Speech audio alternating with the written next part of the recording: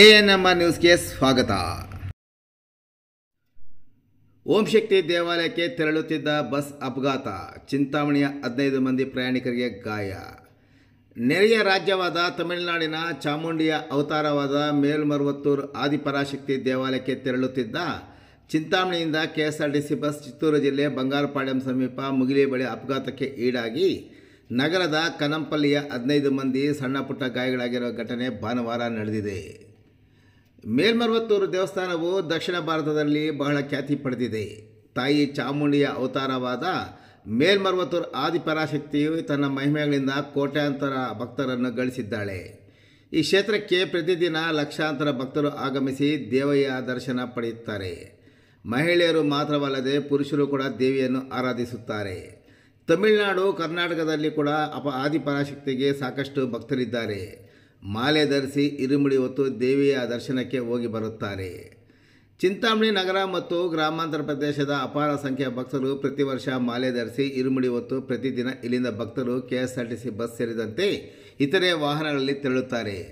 ಅದೇ ರೀತಿ ಭಾನುವಾರ ಸಹ ನಗರದ ಬೆಂಗಳೂರು ಜೋಡಿ ರಸ್ತೆಯ ಕನಂಪಲ್ಲಿಯ ಭಕ್ತರು ಕೆಎಸ್ಆರ್ಟಿಸಿ ಬಸ್ಸಿನಲ್ಲಿ ಮೇಲ್ಮರುವತ್ತೂರಿಗೆ ತೆರಳುತ್ತಿದ್ದಾಗ ಈ ಅಪಘಾತ ಸಂಭವಿಸಿದೆ.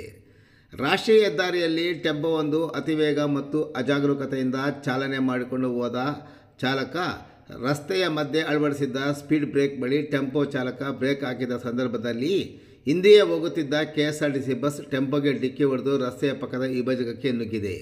ಅಪಘಾತದಲ್ಲಿ ಬಸ್ಸಿನ ಮುಂಭಾಗ ಜಖಂಗೊಂಡಿದ್ದರೂ ಯಾವುದೇ ಪ್ರಾಣಾಪಾಯವಾಗಿಲ್ಲ. ಇನ್ನು ಬಸ್ಸಿನ ಚಾಲಕ ಪಾಪಿರೆಡ್ಡಿ ಸೇರಿದಂತೆ ಇತರೆ ಬಸ್ಸಿನಲ್ಲಿದ್ದ ಭಕ್ತರಿಗೆ ಸಣ್ಣ ಪುಟ್ಟ ಗಾಯಗಳಾಗಿದ್ದು, ಭಕ್ತರನ್ನು ಬಂಗಾರಪಾಳ್ಯಂ ಪೊಲೀಸರು ಆಂಬ್ಯುಲೆನ್ಸ್ ಮೂಲಕ ಬಂಗಾರಪಾಳ್ಯಂ ಸರ್ಕಾರಿ ಆಸ್ಪತ್ರೆಗೆ ರವಾನಿಸಿದ್ದು ಆಸ್ಪತ್ರೆಯಲ್ಲಿ ಪ್ರಥಮ ಚಿಕಿತ್ಸೆ ಪಡೆದುಕೊಂಡಿದ್ದಾರೆ. ನಂತರ ಮತ್ತೊಂದು ಬಸ್ಸಿನಲ್ಲಿ ಚಿಂತಾಮಣಿಯ ಕೆಎಸ್ಆರ್ಟಿಸಿ ಅಧಿಕಾರಿಗಳು ಒದಗಿಸಿದ ನಂತರ ಭಕ್ತರು ಮುಂದಿನ ಪ್ರಯಾಣ ಬೆಳೆಸಿದ್ದಾರೆ.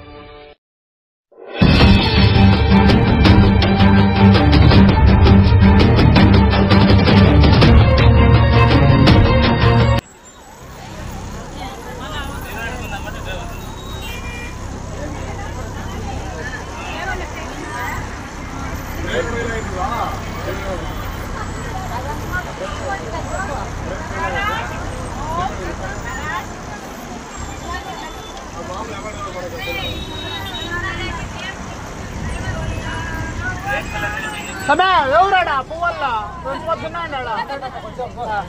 పొద్దున్నాడా